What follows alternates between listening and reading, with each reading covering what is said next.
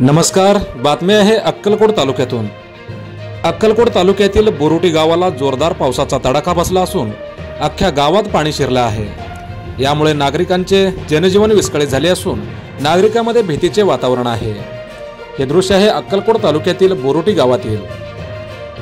काल रात्रीच्या पावसामुळे व सततच्या होणाऱ्या पावसामुळे या भागातील नदी नाले बंधारे सर्व दुथडी भरून वाहत आहेत। बोरोटी गावातील पुलावरून पाणी वाहत असल्याने वाहतुकीसाठी हा मार्ग देखील बंद आहे।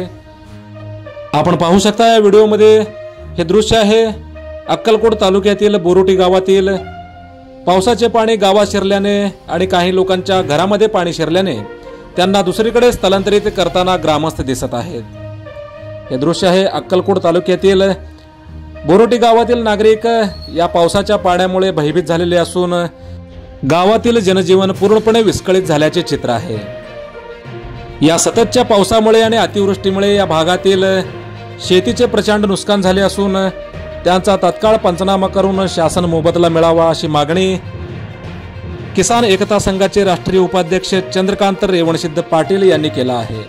तसेच त्यांनी म्हटलं आहे या भागातील अतिवृष्टीमुळे ज्या नागरिकांचे घराचे नुकसान झाले आहे आणि शेतीचे नुकसान झाले आहे या सर्वांचे पंचनामे करून त्यांना तत्काळ शासनाकडून निधी व नुकसान भरपाई मिळावी अशी मागणी पाटील यांनी केला आहे।